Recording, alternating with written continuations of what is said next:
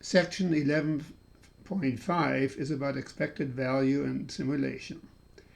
There are 4 objectives we want to meet. Number 1, determine the expected value of a random variable and expected net winnings in a game of chance. Number 2, determine whether a game of chance is a fair game. Number 3, use expected value to make business and insurance decisions. And number 4, we can use simulations in genetic processes such as determination of flower color and birth gender. And as in the previous chapter, or section rather, 11.4, to follow what we'll be talking about here, including the exercises I'll be doing for you, it is critically important that you read the chapter, that you follow the examples, and make sure you understand the examples. Work your way through the example, if necessary, with paper and pencil, which is something I'd really recommend, because otherwise you will not totally understand what I'm explaining to you when I'm doing the exercises. So it's a prerequisite that you read section 11.5 and work through the examples. Okay, so let's talk about the definition of what expected value is. It's a pretty simple concept, actually.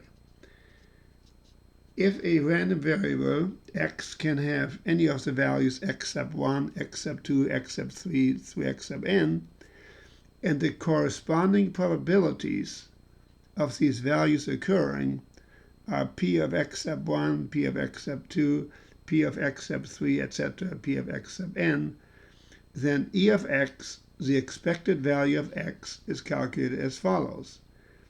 E of x is x sub 1 times p of x sub 1 plus x sub 2 plus p of x sub 2, etc., to x sub n times p of x sub n. So what this really says is that the expected value is the random variable times its corresponding probability, plus the other one, x sub 2, plus times its associated probability, x sub 3 times its associated probability, and so on. And that may sound a little bit abstract, but as we look at some examples, I think it'll become apparent pretty quickly, and you will understand the concept. In the first exercise, we are asked to find the expected number of girls for a 4-child family. Complete the following probability distribution, assuming that girls and boys are equally likely. So we are given that the probability of having 0 girls, in other words, all boys, is 1/16, and having 1 girl would be 4/16 or 1/4, and having 2 girls is 6/16 or 3/8.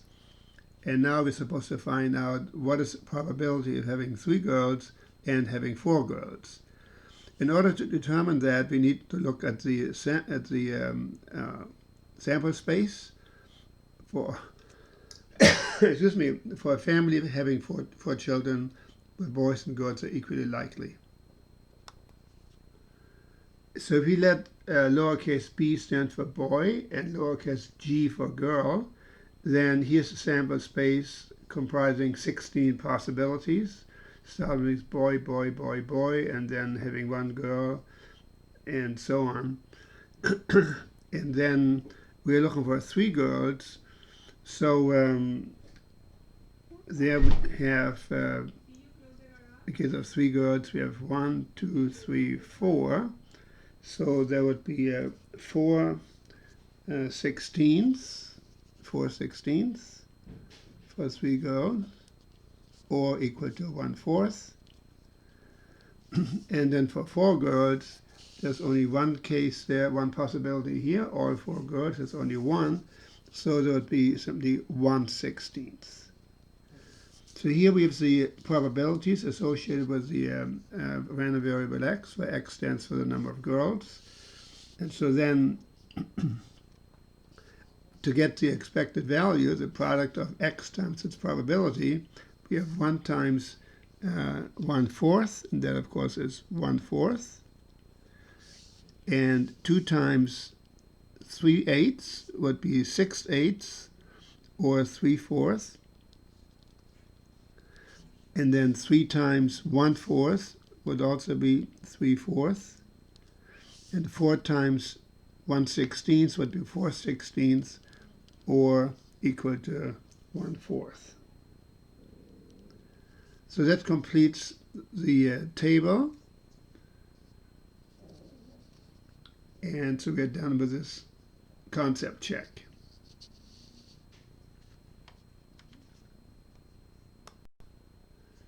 Let's look at exercises 7 and 8. So for number 7, it says a game consists of rolling a single fair die and pays off as follows: $3 for a 6, $2 for a 5, and $1 for a 4, and no payoff otherwise. So we have a random variable x, $1, $2, and $3. And the probability of rolling a 4 is 1/6, rolling a 5 is 1/6, and rolling a 6 is 1/6 also. They're all the same. So then the expected value of x is a product of the random variable times its probability. It's 1 times 1/6, and it is 2 times 1/6 here, and 3 times 1/6 there. So then the expected value for all of it is 1 times 1/6 plus 2 times 1/6 plus 3 times 1/6, which is equal to, when we factor out the 1/6, $1 plus $2 plus $3 times 1/6. So that's equal to 1 plus 2 is 3 plus 3 is $6 times 1/6 or $1. So that's our expected value to find for this game, for the expected winnings. Now, what that means is over many trials or many rolling of the die, you will win $1. It's not the first time necessarily, but in the long run, you will. So this is certainly an unfair game is when you lose money. Here you don't. So then for number 8, what is a fair price to pay to play this game? Well, there would be $1 also.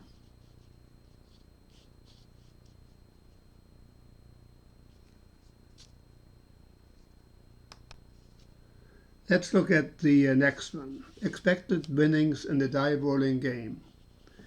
For exercise 9 and 10, consider a game consisting of rolling a single fair die with payoffs as follows. If an even number of spots turns up, you receive as many dollars as there are spots up. But if an odd number of spots turn up, you must pay as many dollars as there are spots up. So number 9 asks, find the expected net winnings of this game, and then number 10 asks the question, is this fair game? Is this game fair or unfair against the player or unfair in favor of the player? Okay, let's answer number 9. So when we have a 1, then we lose $1, and the probability is 1/6 that the 1 shows up. Then when a 2 shows up, we get paid $2, and again, the probability of a 2 would be 1/6. And then for a 3, that's an odd number, so we lose our $3, or we lose $3, times the probability of a 3 would be 1/6. And then for a 4, we get $4 times 1/6, its probability. For the 5, it would be minus $5 times 1/6. And for a 6 would be positive. We get $6 times 1/6. So there would be altogether, if we put a dollar sign in front of parentheses, minus 1 plus 2, minus 3 plus 4, minus 5 plus 6, times 1 6, so that would be 3 times 1 6, or 50 cents, half a dollar. So that is the expected value. So that is E of x. Okay? So that would be 50 cents, half a dollar. Now, is this game fair or unfair against the player, or unfair in favor of the player? Well, the expected value is greater than 0, so it is unfair in favor of the player.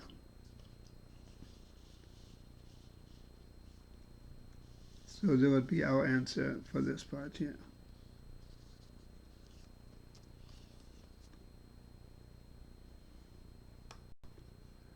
Let's solve problem number 11. Expected winnings in the coin tossing game. A certain game involves tossing 3 fair coins, and it pays 10 cents for 3 heads, 5 cents for 2 heads, and 3 cents for 1 head. Is 5 cents a fair price to pay to play this game?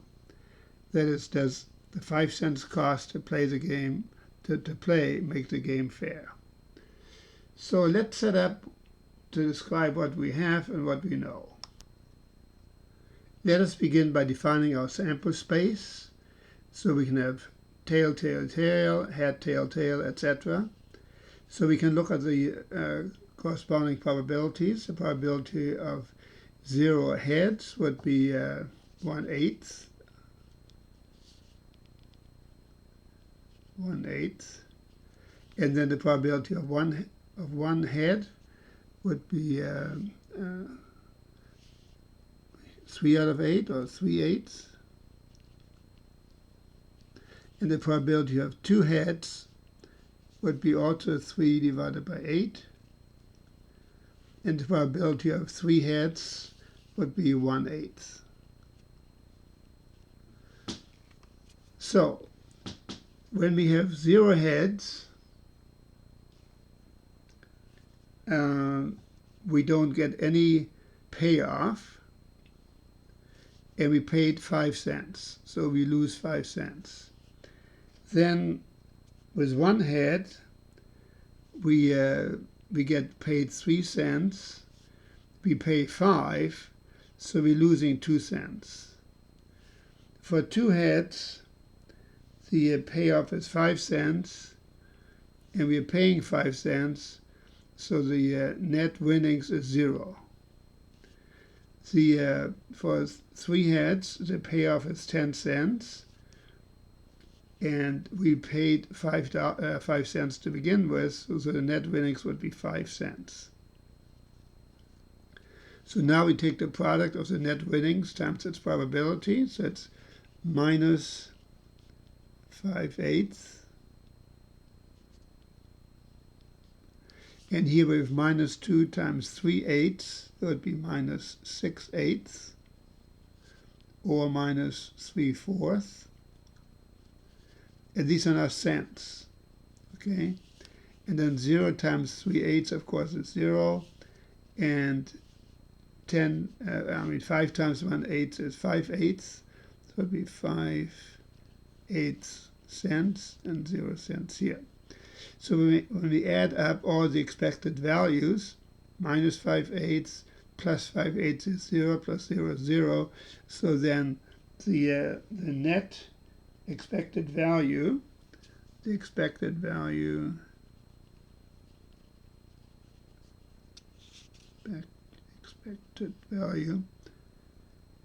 would be equal to minus 3/4 of a cent. So that would be the answer. And so is this a fair game? No, because in the long run, you're losing money.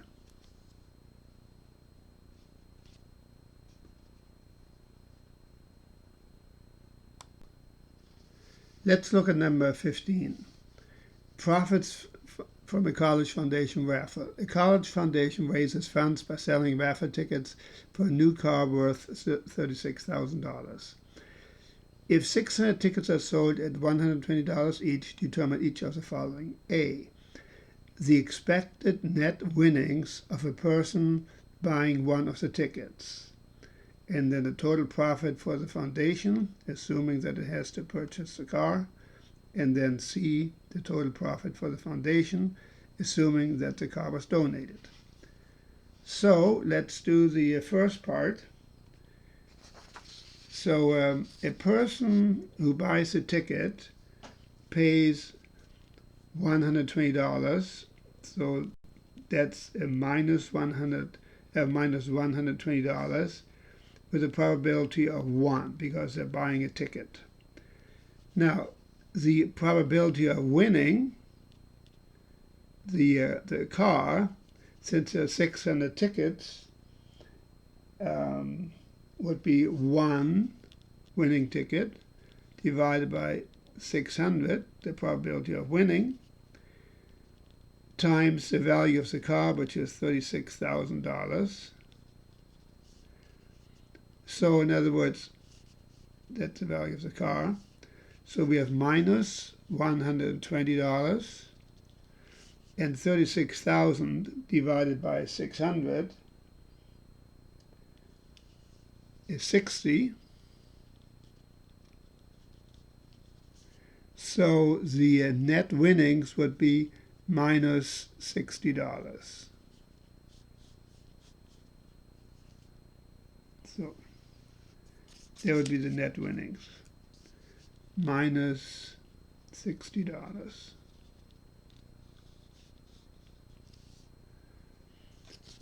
Then for the B part, the total profit for the foundation, assuming that they had to purchase the car, well, the ticket sales, this is B now, the ticket sales are 600 tickets times $120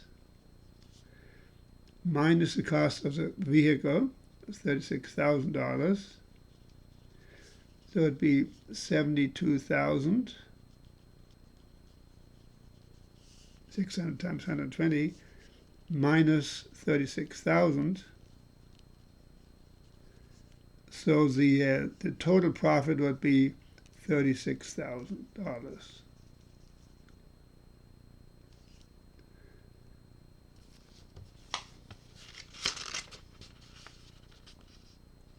So $36,000.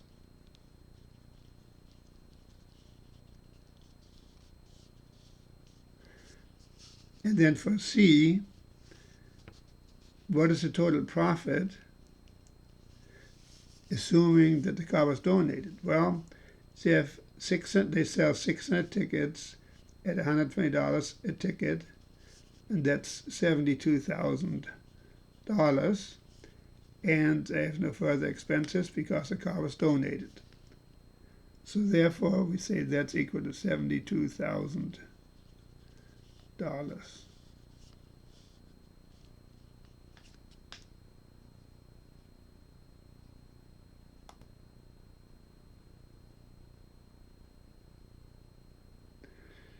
This concludes exercise number 15.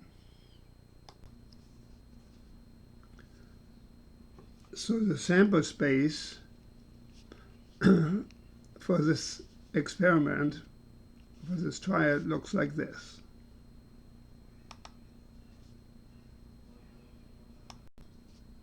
So the sample space looks like this. We can put out a 1 and a 2, or a 2 and a 1, a 1 and a 3, and a 3 and a 1, a 1 and a 4, a 4 and a 1, a 2 and a 3, and a 3 and a 2, a 2 and a 4, and a 4 and a 2, a 3 and a 4, and a 4 and a 3. So, in other words, we can get a 3 in 2 out of 12 ways. There's a total of 12 elements in the sample space, so 2 out of 12 ways. We can get a 4 in 2 out of 12 ways also. And we can get a 5 in 2 out of 12.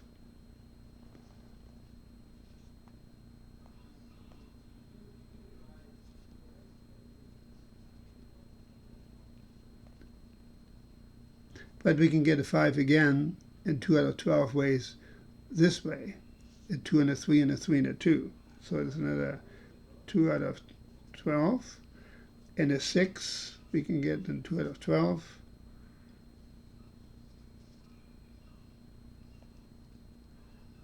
And a 7 we can get in 2 out of 12 also.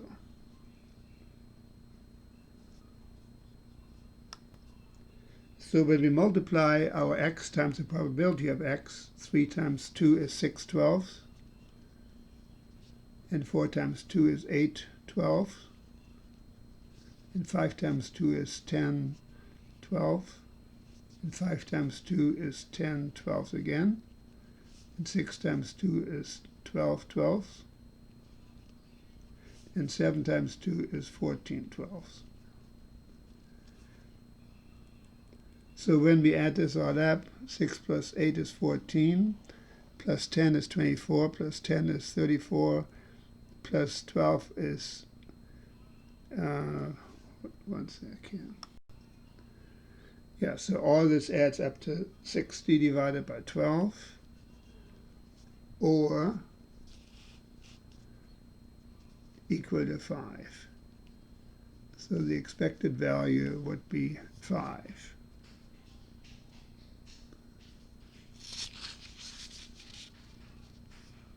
The expected value of the sum is 5. Again, here are the calculations for it.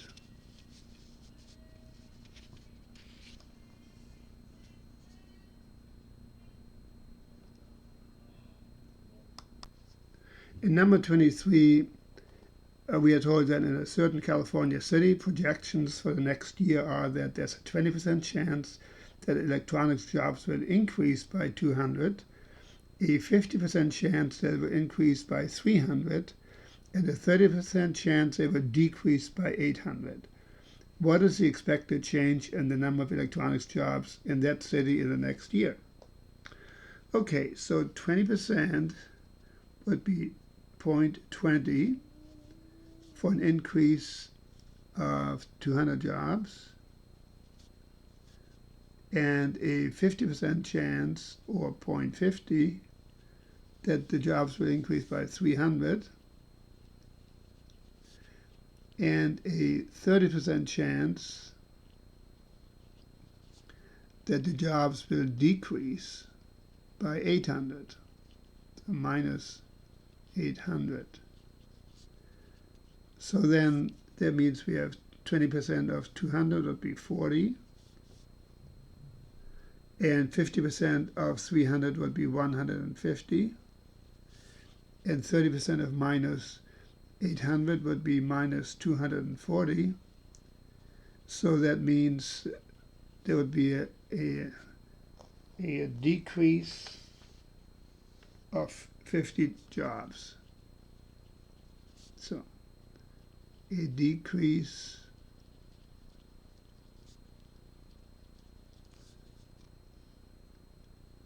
of 50 jobs.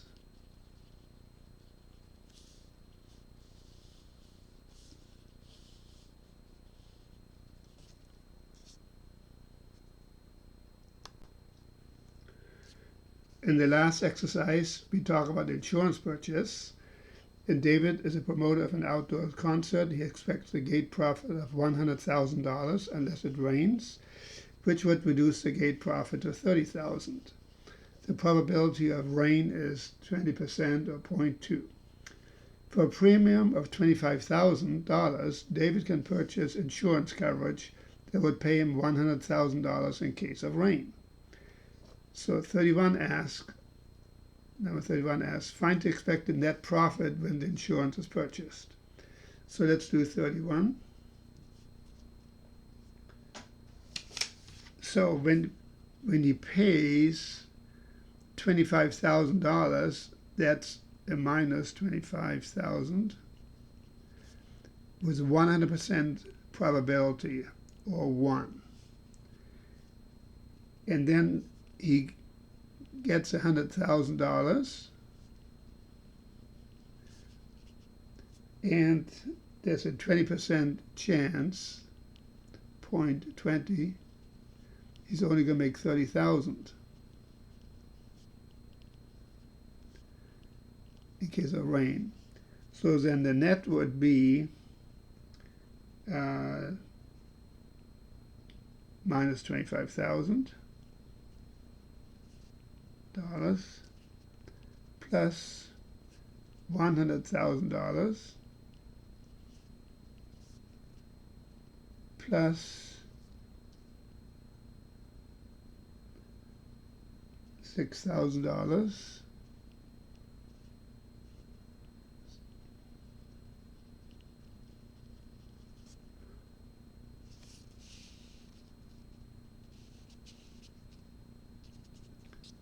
and that all adds up to $81,000.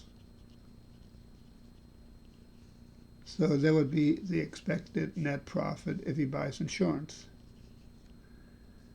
Now for 32, it asked, find the expected net profit when the insurance is not purchased. Well, in this case, he expects to make 100,000, and it could be reduced by a chance of rain of 20%, or 0.20. In that case, you would lose 70,000. So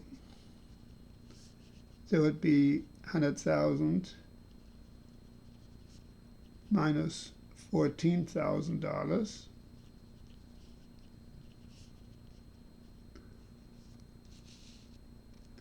or $86,000.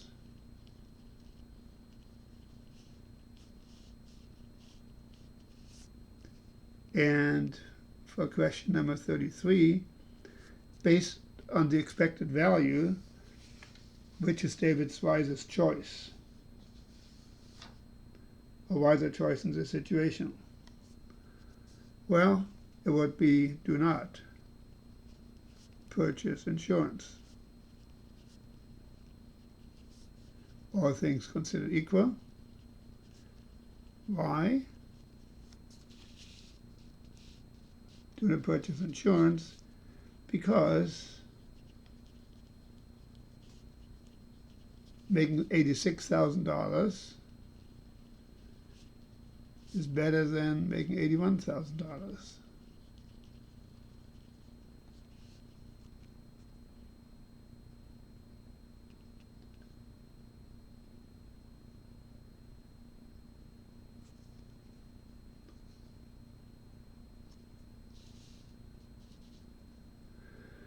Okay, I'm concluding this section here by asking you to remember to go to the key terms at the end of this chapter on page 660, just to make sure you memorize the terms, because obviously that's important for doing your work, but also for future use.